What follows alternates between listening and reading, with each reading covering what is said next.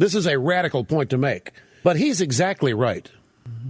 And the simple proof of the statement is you could confiscate all of the wealth, confiscate all of it, not tax it, but just take it all, of the top 1% that Obama has pointed out as the great enemy of the people.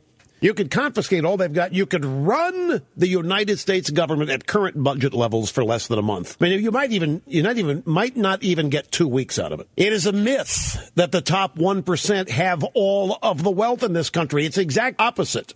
Most of the wealth, now the wealth is defined as the GDP. Most of the wealth is held by society. It derives from the income you earn at work and the affordable goods and services which result from mass production and efficiency. The idea that the top 1% have all the wealth is another lie, and it derives from this ongoing argument about the gap between the rich and the poor and how much of the newly created wealth ends up with the 1% versus the rest. But the idea that wealth trickles down, and also a trickle is very slow, almost imperceptible, and that's not at all how the U.S. economy happens. Then the second part of trickle down implies that business owners get their money first. This, I think, is an excellent point. When Obama's out there saying, you got a business, you didn't build it, somebody else made that happen. You know, it still frosts me when I see that, when I read it, when I hear him say it.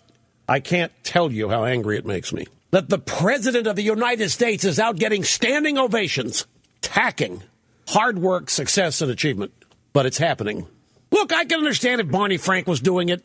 Some senator or congressman, the President of the United States, running for re-election, getting standing ovations, criticizing success with contempt. Whoever called here and said that he sounds snarky and contemptuous when he says it is exactly right. Trickle down, implies that business owners get their money first. You know, business owners get their money last. Everybody else gets paid first. The employees get paid, then the bills that keep the business up and running, and then the materials necessary to build the product or to sell the product or the service or what have you. The business owner gets paid last if the business is successful. If you haven't owned a business, you don't know this. Well, maybe you might. In this audience, this is what frustrates. In this audience, I think everybody knows exactly what I'm talking about all the time. I often say, man, I'd love just a week with some of these people giving money, for example, to Elizabeth Warren. Some of these Hollywood people giving money. I would love if they were forced to listen to this show for a week. Business owners get, so the wealth in this country is not concentrated among the 1%. Now, the 1% may be expert at building on their wealth, but the vast majority of the wealth in this country is spread around over 230 million people. Gosh, you know, it's amazing. The common sense economics that is not understood, not taught, and how easy it is to demagogue. It's always been that way. There's nothing new about that.